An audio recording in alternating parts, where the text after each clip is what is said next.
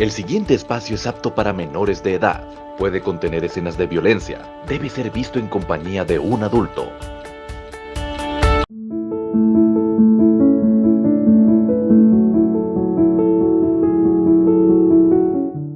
Queridos televidentes, muy buenos días, bendiciones del Señor. Nos encontramos aquí para una nueva entrega del programa Tiempo de Gracia. Como ustedes pueden ver, en el día de hoy no me acompaña mi esposa Carolina por una situación laboral. Esperamos que en el próximo programa ella pueda estar aquí con nosotros. Sin embargo, les envía muchos saludos. Recuerden que les habla Leonel Cruz, soy pastor de la Iglesia Bautista Reformada, Riquezas de Su Gracia, ubicada aquí en Villeta, Cundinamarca. Y en el día de hoy vamos a compartir un formato un poco diferente del que normalmente nosotros emitimos en este espacio. Y en el día de hoy queremos compartir con ustedes un tema que es acerca de la idolatría. A lo largo de la Escritura nosotros vemos que el Señor hace una fuerte advertencia acerca de este tema y de una u otra manera nosotros nos vemos involucrados en esta situación. Digo situación porque la Escritura enfáticamente le llama pecado, es decir, que nos vemos involucrados en este pecado. Pero permítanme definir brevemente lo que es la idolatría. La idolatría la podemos definir como colocar cualquier persona, cualquier cosa, cualquier objeto, cualquier imagen o hacernos una imagen de lo que a Dios únicamente le corresponde. O sea, en otras palabras, es colocar cualquier cosa en el lugar que solamente a Dios le corresponde. Y vamos a estar viendo este tema bajo 5 encabezados. El primero de ellos que queremos compartir con ustedes es la prohibición de la idolatría. Y esto lo encontramos en Éxodo el capítulo 20. Éxodo capítulo 20 de los versículos del 1 hasta el versículo 7. Éxodo capítulo 20. Dice así la palabra de Dios. Entonces Dios habló todas estas palabras diciendo: Yo soy el Señor tu Dios, que te saqué de la tierra de Egipto, de la casa de servidumbre. Permítanme dar un poquito de contexto. Este es el pueblo que había sido esclavizado 430 años en Egipto, el pueblo de Israel. Y Dios, por medio del profeta Moisés, libera a este pueblo. Por eso Él está diciendo que Él es el Dios que los sacó de la tierra de Egipto. Y aquí viene la parte de la prohibición en el primer mandamiento de la ley moral de Dios, que a propósito está vigente para nuestro tiempo. Dice lo siguiente: no tendrás otros dioses delante de mí. Y es interesante porque la Escritura coloca la palabra dioses en minúscula para decir que no son dioses del tamaño o de la naturaleza de Dios. Y obviamente, enfáticamente, Dios dice que no hay otro Dios fuera de Él. O sea, estos son dioses que en realidad no son dioses verdaderos. Dice: no te harás ningún ídolo. Aquí encontramos la palabra ídolo, de donde viene la palabra idolatría. Dice: ni semejanza alguna de lo que está arriba en el cielo, ni abajo en la tierra, ni en las aguas debajo de la tierra. No los adorarás ni los servirás. Y es bien interesante lo que dice acá el gran reformador y pensador cristiano Agustín, no, sino Juan Calvino, decía que el hombre es una fábrica de ídolos o un taller de ídolos, porque el hombre constantemente está fabricando ídolos. ¿Por qué razón? Bueno, porque Dios lo hizo con la capacidad de adorar, es decir, que es una característica innata en el ser del hombre, pero cuando el hombre cayó, entonces él siguió siendo un adorador, solamente que dejó de adorar al verdadero Dios. Y por eso Dios está aquí dando la prohibición que no se hagan dioses, que no se hagan ídolos, lo cual es un pecado. De ninguna manera se debe representar, dice aquí la Escritura, ni lo que está en el cielo, ni abajo en la tierra, ni debajo de las aguas o en las aguas. O sea, no se debe representar absolutamente nada. Es decir, que este mandamiento nos está prohibiendo hacer una imagen de Dios, tanto en una escultura como mentalmente, porque lo decíamos hace un momento, la idolatría es colocar una persona, una situación, un objeto en el lugar que solo a Dios le corresponde. No necesitamos simplemente tener imágenes que representen a Dios y digamos, este es Dios. Y a veces normalmente las personas dicen, cuando las personas adoran este tipo de imágenes, dicen son idólatras. Pero resulta que el mandamiento va mucho más allá. Yo puedo hacerme una imagen mental de cualquier cosa y estoy siendo un idólatra. Puedo colocar a mi familia, a mi esposa, a mis hijos, a mis padres, aún la misma religión en el lugar, es decir, en el primer lugar que solo a Dios le corresponde. Y aquí taxativamente la Escritura está haciendo esa prohibición. Dice el versículo, o continúa diciendo el versículo 5, dice, porque yo, el Señor tu Dios, soy celoso, que castigo la iniquidad de los padres sobre los hijos hasta la tercera y cuarta generación de los que me aborrecen, y muestro misericordia a millares a los que me aman y guardan mis mandamientos. No tomarás el nombre del Señor tu Dios en vano, porque el Señor no tendrá por inocente al que tome su nombre en vano. Es decir, que hacer una imagen de Dios también lleva a esta otra parte, a tomar el nombre del Señor en vano. Entonces vemos que la Escritura prohíbe la idolatría. En segundo lugar, vamos a ver la representación de la idolatría y encontramos un ejemplo muy tempranamente en Éxodo capítulo 32, donde Moisés había subido al Monte Santo a hablar con Dios y recibe de parte de Dios los mandamientos en 2 tablas de la ley escritos. Y mientras él tardaba, ocurrió algo. El pueblo comenzó a dudar acerca de Dios. Escuchen lo que dice este pasaje.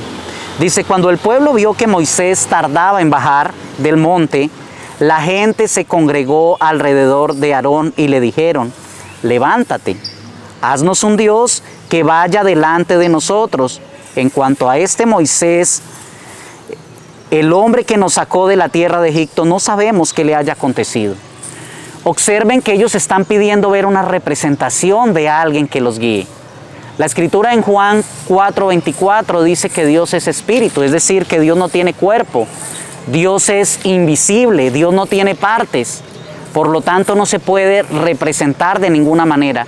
Pero ellos están pidiendo observar, ver a alguien que le recuerde que los ha sacado de Egipto. Dice versículo 2, y Aarón le respondió, quiten los pendientes de oro. Aarón era un líder en el pueblo de Israel, era el sumo sacerdote del pueblo de Israel y está consintiendo en este pecado, lo cual debe hacernos un llamado a nosotros que predicamos y enseñamos la palabra de Dios, a siempre estar atentos a lo que Dios dice en su palabra y no hacer cosas por complacer al pueblo de Dios. Debemos ser fieles y obedientes a Dios. Debemos ser servidores de Dios en primera instancia antes que servidores de los hombres. Dice el versículo 3, entonces todo el pueblo se quitó los pendientes de oro que tenían en las orejas y los llevaron a Aarón. Y él los tomó de sus manos y les dio forma con buril e hizo de ellos un becerro de fundición. Y ellos dijeron, este es tu Dios, Israel, que te sacó de la tierra de Egipto. Mira, para este momento ellos no están pensando que ese becerro es un Dios diferente al Dios vivo y verdadero. Pero lo que sí están haciendo es una representación de ese Dios que, como lo leímos en el primer encabezado, Dios lo había prohibido que se hiciera. Luego continúa diciendo el versículo 5, cuando Aarón vio esto, edificó un altar delante del becerro y Aarón hizo una proclama y dijo, mañana será fiesta para el Señor. Al día siguiente se levantaron temprano y ofrecieron holocaustos y trajeron ofrendas de paz. El pueblo se sentó a comer y a beber y se levantó a regocijarse. Entonces el Señor habló a Moisés, desciende pronto, porque tu pueblo que sacaste de la tierra de Egipto se ha corrompido. Mira la expresión que utiliza acá, se ha corrompido, se ha apartado de mí, de la verdadera enseñanza, de la instrucción que yo les he dado. Dice, bien, pronto se han desviado del camino que yo les mandé. Otra palabra que utiliza allí, desviarse del camino.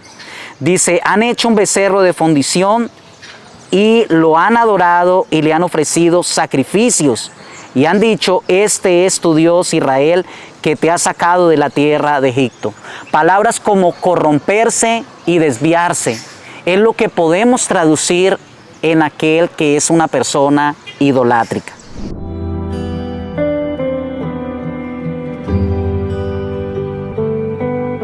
Nico, ¿a dónde me trajiste? Vinimos a Pecaditos Caseros, uno de los lugares más deliciosos que hay en Villeta para venir a comer, desde comida rápida hasta platos a la carta. Pero, ¿y estamos cerca al Sena? Súper cerca. Wow, sí, vamos.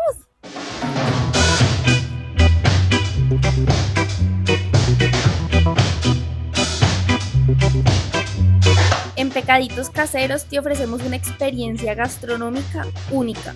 Nuestros platos están preparados con ingredientes frescos y de calidad, con ese toque especial que solo una receta casera puede brindar.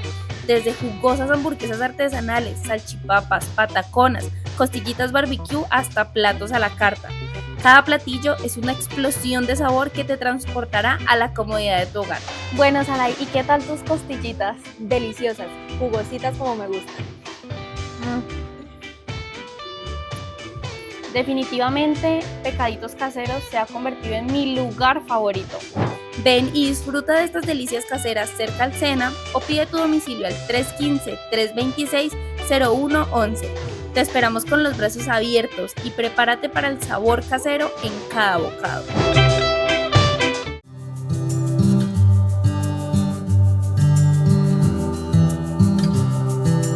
Definitivamente sin Baratic vivo aburrido.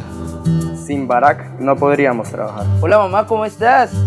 Sin Baratic viviría lejos de mi familia. Sin Barak no podría crecer profesionalmente. Con Barak me ahorro estas largas filas. Si estar conectado es tan esencial e importante en nuestro día a día, yo no elegiría cualquier servicio de internet, yo elegiría Baraktic.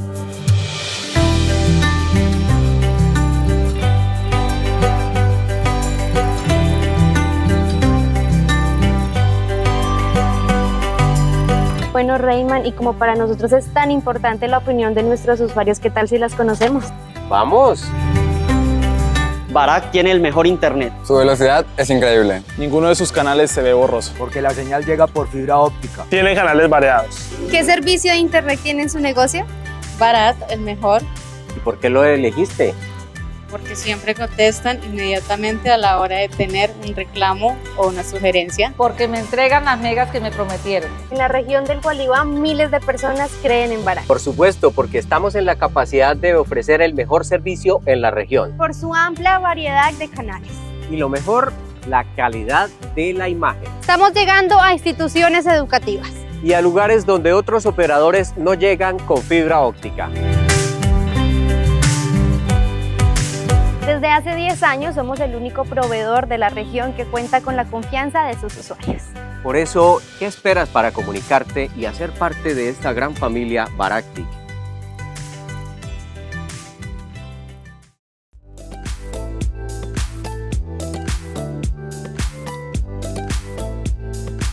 ¿Buscas vivir tus mejores momentos en tus viajes? Villetana Tours es tu agencia operadora de turismo ideal. Descubre destinos increíbles, experiencias inolvidables y momentos únicos con nosotros. Déjanos ser tu guía en esta aventura, viviendo emociones intensas y creando recuerdos que perdurarán para siempre. Porque Villetana Tours, en cada viaje, es una oportunidad para vivir al máximo y serán recuerdos inolvidables. Únete a nosotros y haz de cada momento una vivencia que te dejará huella. Reserva ahora al 313-435-1270.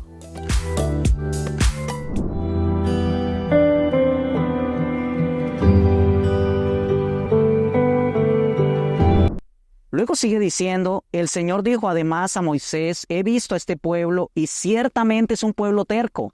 Otra vez, un pueblo terco, un pueblo que carece de razón, un pueblo insensato.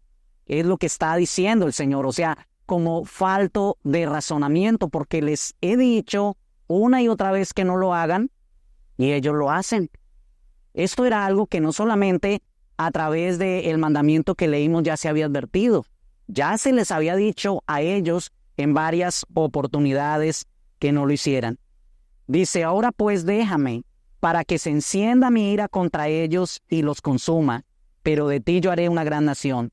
Es decir, que la idolatría trae la ira de Dios, enciende la ira de Dios, porque es rebajar la gloria de Dios en algo que ni nosotros mismos podemos comprender. Dios es incomprensible, como se ha dicho en otras oportunidades, y lo podemos comprender con base a lo que Él nos ha dado a conocer, pero a través de la iluminación del Espíritu Santo. Es decir, que la idolatría es un pecado que trae la ira de Dios sobre la persona que lo practica. Versículo 11 dice, entonces Moisés suplicó ante el Señor su Dios y dijo, oh Señor, ¿por qué se enciende tu ira contra tu pueblo que has sacado de la tierra de Egipto con gran poder y con mano fuerte? ¿Por qué han de hablar los egipcios diciendo, con malas intenciones los ha sacado, para matarlos en los montes y para exterminarlos de la superficie de la tierra? Vuélvete del ardor de tu ira y desiste de hacer daño a tu pueblo.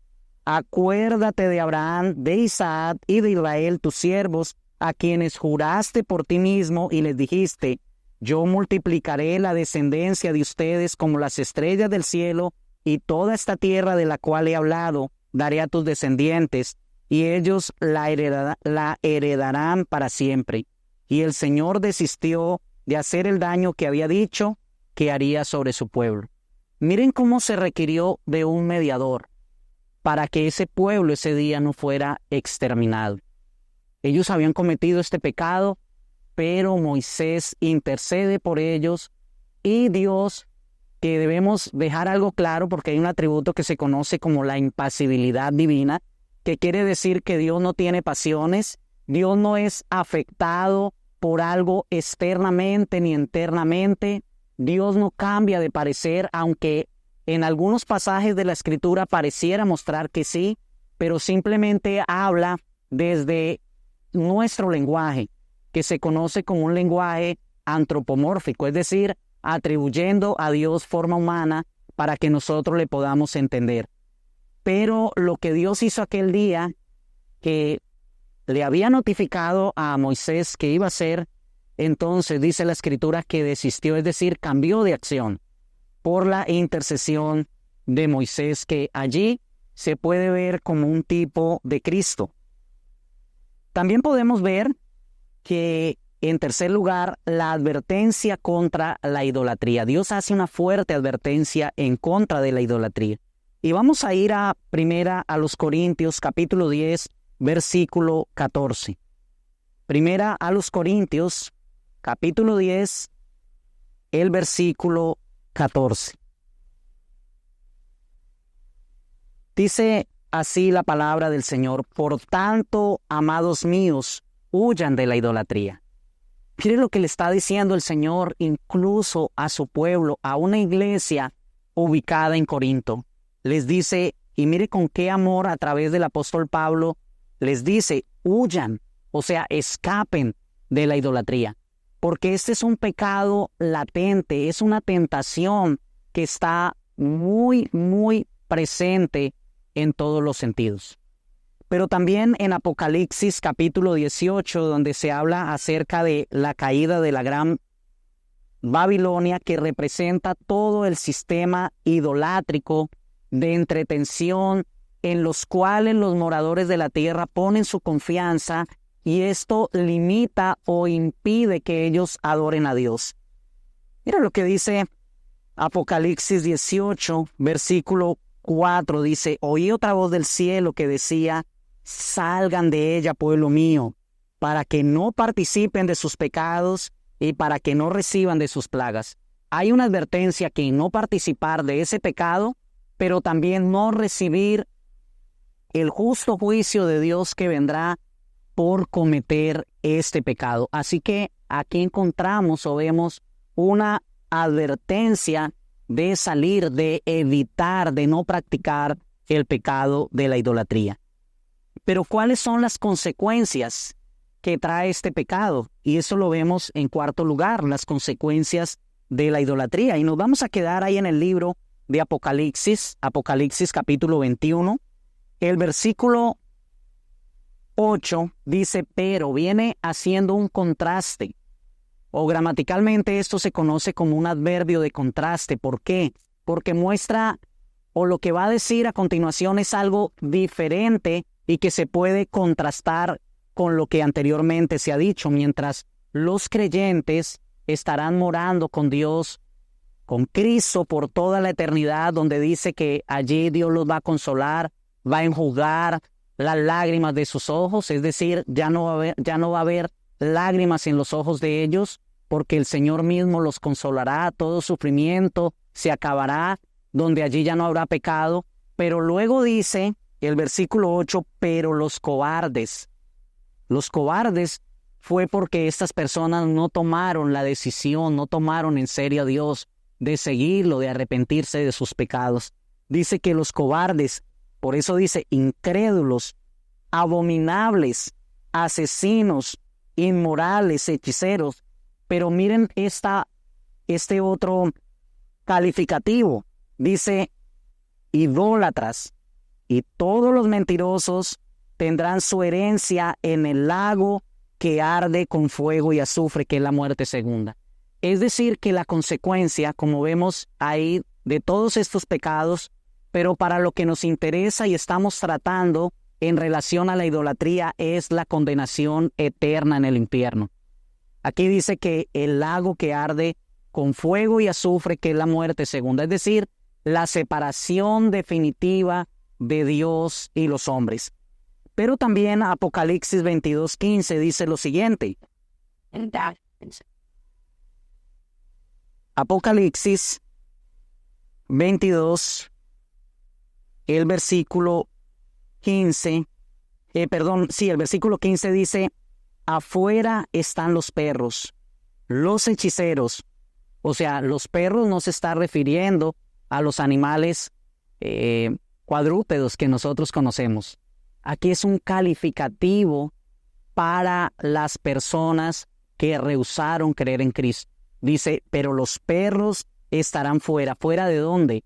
De la Jerusalén celestial, de los cielos nuevos y de la tierra nueva, de la vida eterna, porque la otra es la muerte eterna que experimentarán aquellos que estarán en el infierno. Pero acá dice que los hechiceros, los inmorales, los asesinos, y otra vez dice los idólatras, y todo el que ama y practica la mentira. Así que el desenlace de la idolatría y de todos estos pecados que se han mencionado aquí en el libro de Apocalipsis es la condenación definitiva y justa por parte de Dios. Hemos visto hasta aquí la prohibición de la idolatría, la representación de la idolatría. la advertencia contra la idolatría, las consecuencias de la idolatría y por último, vamos a ver cuál es el antídoto contra la idolatría. Y permítanme ir al Evangelio de Juan. Juan capítulo 1, el versículo 18. Juan capítulo 1, versículo 18. Y creo que esto ayuda a restringir la manera de representar a Dios con cualquier imagen que no es Dios. O de hacernos o fabricar un ídolo que no ocupe el primer lugar que nosotros le debemos dar a Dios. Dice el versículo 18. Nadie ha visto jamás a Dios. O sea, la pregunta es, si nadie ha visto a Dios, ¿cómo se va a representar? Dice, el unigénito Dios que está en el seno del Padre, allí es la palabra griega monogenes, que quiere decir uno de la misma clase, del mismo tipo, o sea, lo que indica es que Jesucristo es de la misma naturaleza que el Padre, dice, lo ha dado a conocer. O sea, la única forma de poder conocer a Dios es a través de Cristo, pero no haciéndolo a través de una representación, de una imagen que conlleve a la idolatría. Nosotros, dice la Escritura, que podemos ver a Cristo en la gloria cada vez que, o en su gloria cada vez que nosotros leemos su palabra. Poder conocer a Dios, poder tener intimidad con Dios, lo podemos hacer única y exclusivamente a través de la lectura y el estudio de la palabra de Dios. De hecho, dice la Escritura en Colosenses 1:15 que Cristo es la imagen del Dios invisible. Noten lo que dice Colosenses capítulo 1, versículo 15, dice lo siguiente. Dice, hablando de Cristo, Él es la imagen del Dios invisible, el primogénito de toda creación. El primogénito, de toda creación. Así que el Señor Jesucristo es la verdadera imagen de Dios. Conocer a Cristo es conocer a Dios porque Él es Dios. Pero también estábamos hablando allí acerca de cómo termina una persona que comete el pecado de la idolatría. Y alguien puede estarse preguntando, entonces, bueno, ¿habrá algún intercesor como ocurrió en el tiempo de Moisés cuando el pueblo de Israel construyó ese becerro de oro? La verdad es que sí hay un mejor Moisés y ese es Jesucristo.